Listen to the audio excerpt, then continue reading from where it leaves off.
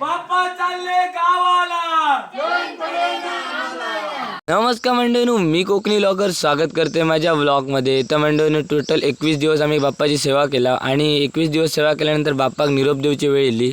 तर याच वेळी सगळेजण आपले जमलेले. तर बाप्पाक निरोप देताना खरोखर मनाकडे आणि डोळ्याकडे भरून इल्ला, कारण की इतके दिवस जेव्हा बाप्पा आहे ना घरातनं जाऊ नयेच असं वाटत होता.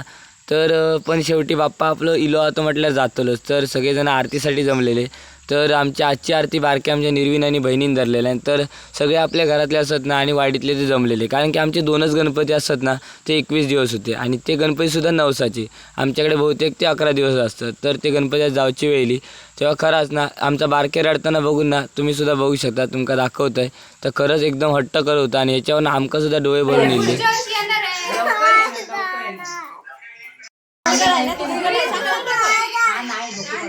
तर खराच ही निरागस श्रद्धा बघून ना एकदम डोळे पाणावल्यासारखे झाले आणि ह्याच्यावरनं 2 वाक्य सुद्धा सुचली. आनंद साठला होता तू घरी येताना, आता अश्रू दाटले तू परत जाता. तर असाच कायचा मनाकडे होत होता. तर आता सगळेजण आपले घरातले बाहेर पडलेले बाप्पाक घेऊन.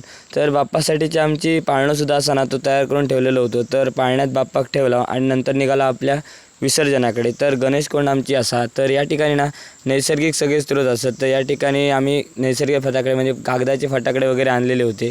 तर हे तुम्ही बघू शकता. तर थंय गेल्यानंतर कापूर वगैरे पेटवल्याने आणि नंतर आरतींका चालू झाला. तर तुम्ही बघू शकता सगळ्यांच्या चेहऱ्यावर आनंदसुद्धा असा, कारण की आता बाप्पा गेलो तर पुढच्या वर्षी जाऊची आतुरता लागतील. तर त्याच्यामुळे सगळेजण आरती वगैरे करत होती.